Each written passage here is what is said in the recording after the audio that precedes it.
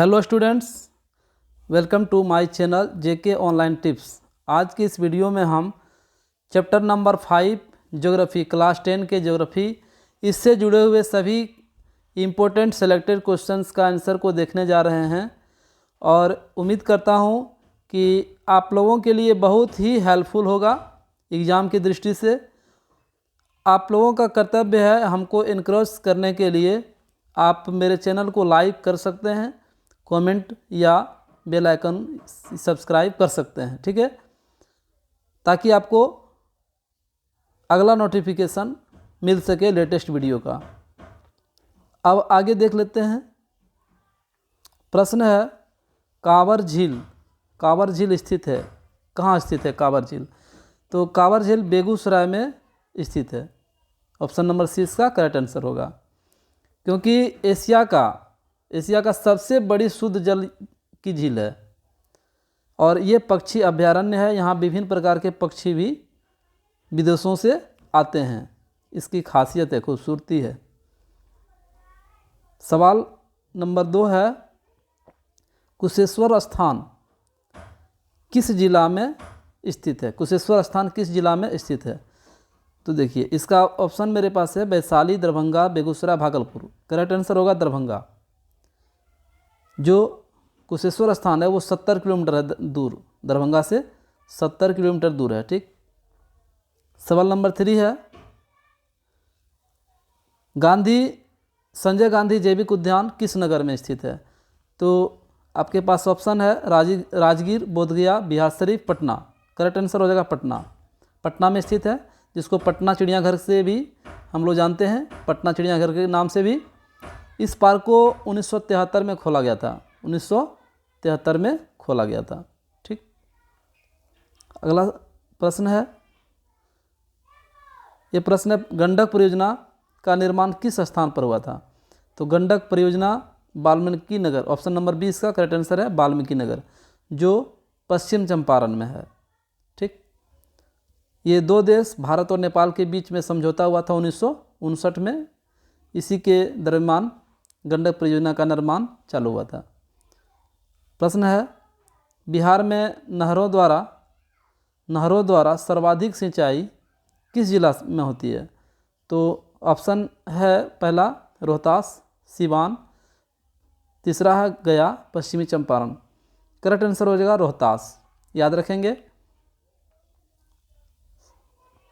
फिर सवाल नंबर अगला है 6, कोसी नदी घाटी परियोजना का आरंभ कब हुआ था? कोसी नदी घाटी परियोजना का आरंभ हुआ था 1954 में। 1954 में हुआ था और ये भी भारत और नेपाल के बीच संयुक्त परियोजना है। बाढ़ पर नियंत्रण और पनबिजली हो गया या मछली पालन हो गया, सिंचाई हो गया, ये सभी के लिए ये काफ़ी इम्पोर्टेंट है। और बता दें कि कोसी नदी अपने धारा को बदलती रहती है, धारा की दिशा को बदलती रहती है। सवाल नंबर नेक्स्ट है कहलगांव तापीय विद्युत परियोजना किस जिला में है? तो कहलगांव कहाँ पे है? भागलपुर में है। कहलगांव कहाँ है? भागलपुर में। तो इसका करेक्ट आंसर हो जाएगा भागलपुर, जो कि कोयला पर आधारित है, कोयला पर आधारित बिजली संयंत्र है, ठीक, याद रखना आप लोगों को। सवाल नंबर नेक्स्ट है कांटी तापीय विद्युत परियोजना किस जिला में स्थापित है? तो देखिए कांटी है मुजफ्फरपुर में। कहाँ पे है? मुजफ्फरपुर जिला में है। कांटी तापीय विद्युत परियोजना मुजफ्फरपुर जिला में है। सवाल नंबर नेक्स्ट है रेलवे वर्कशॉप कहाँ स्थित है? तो रेलवे वर्कशॉप बिहार में जमालपुर में स्थित है, याद रखना है।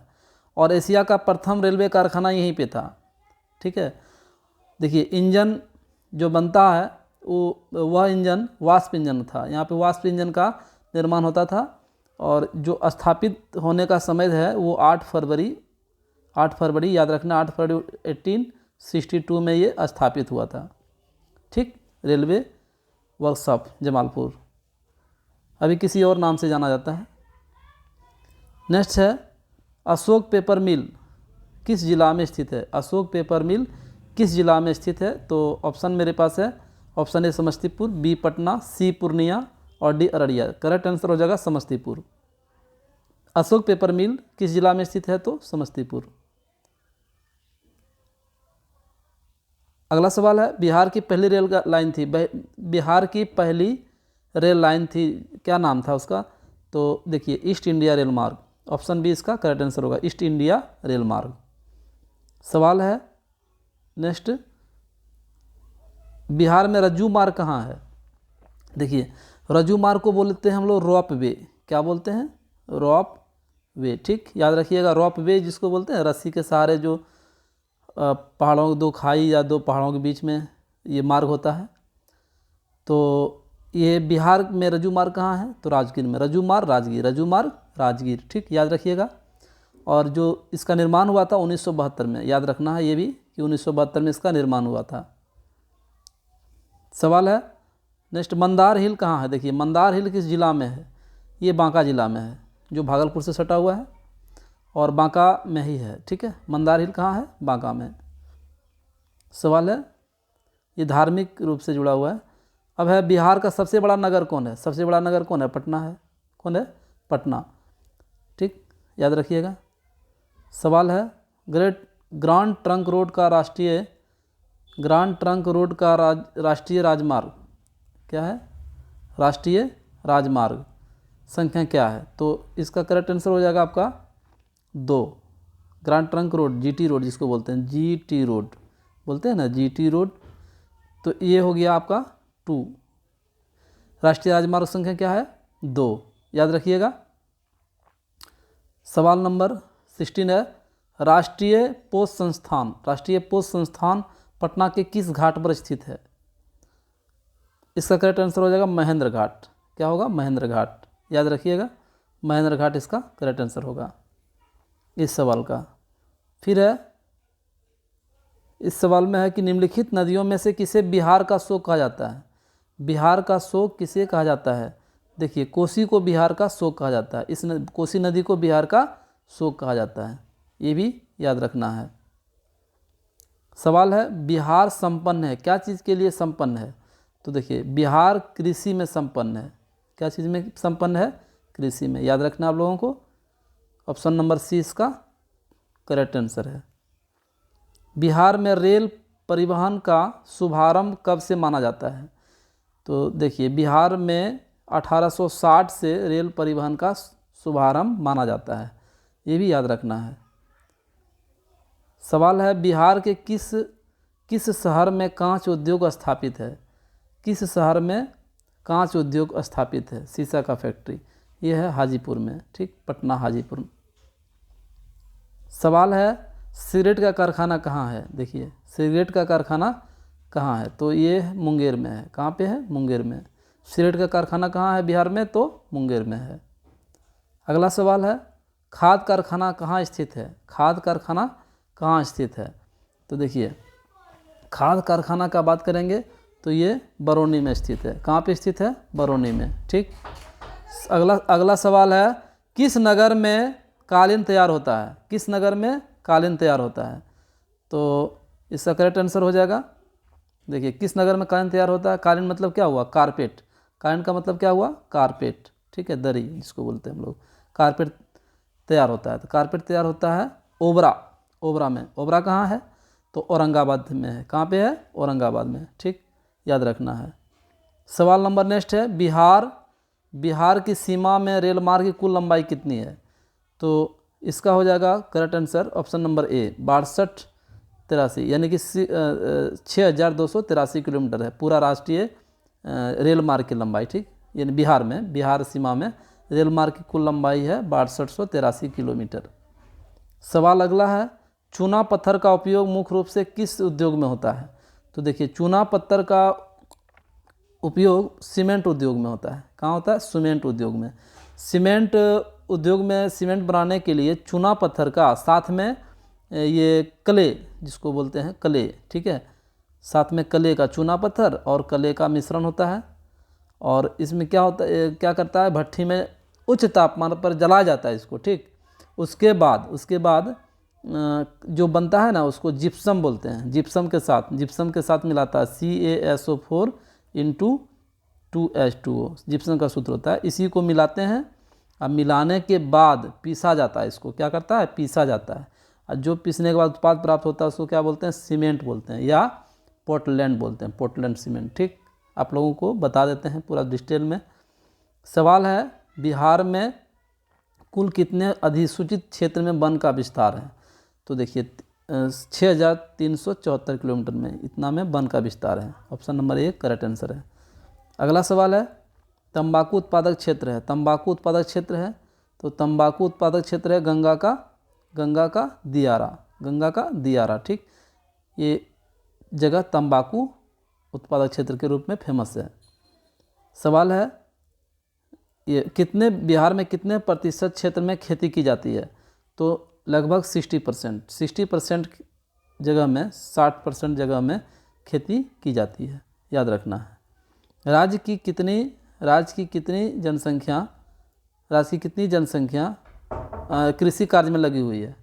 तो इसका करेक्ट आंसर हो जाएगा 80%। कितना हो जाएगा? 80%, 80% होगा। उसके बाद अगला प्रश्न है, बिहार में BHPC द्वारा बृहद परियोजना की संख्या है। तो BHPC आप समझ जाइए, BHPC का मतलब हो गया बिहार स्टेट, BS है ना, BPSC, Bihar state hydro electric power corporation. इसकी संख्या 10 है। कितनी है? 10। नेक्स्ट सवाल देखिए, अविभाजित बिहार में एकमात्र नियोजित नगर है। तो ये हो जाएगा, अविभाजित बिहार में एकमात्र नियोजित नगर है, वो है टाटा नगर। क्या है? टाटा नगर। ठीक, सवाल अगला है, सबसे अधिक आबादी वाला कौन जिला है? सबसे अधिक आबादी वाला पटना जिला है, जिसकी आबादी है 2011 की जनसंख्या में, 2011 की जो जनगणना हुई थी उसके अनुसार 10 करोड़ 8.5 लाख, 10 करोड़ 8.5 लाख लगभग। ठीक, याद रखना है। सवाल है 33 में सासाराम नगर का विकास हुआ। सासाराम नगर का विकास कब हुआ था? ये सवाल है आपका। सासाराम नगर का हुआ था, ये आपका आंसर हो जाएगा मध्य युग में। क्या होगा? मध्य युग में। ठीक, सवाल है अगला, पटना हवाई अड्डा का नाम क्या है? पटना हवाई अड्डा का नाम क्या है? तो पटना हवाई अड्डा का नाम है जयप्रकाश नारायण अंतर्राष्ट्रीय हवाई, ये हो जाएगा जयप्रकाश अंतर्राष्ट्रीय हवाई पतन।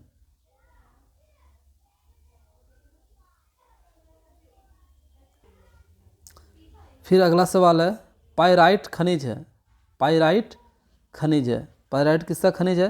तो देखिए पाइराइट खनिज है तांबा का, और कॉपर पाइराइट्स के नाम से जाना जाता है तांबा का इसको, और ये अधात्विक है। ये क्या है? अधात्विक है। ठीक, पाइराइट खनिज है अधात्विक। बिहार के सोना अयस्क से प्रति टन शुद्ध सोना प्राप्त होता है। कितना होता है प्राप्त?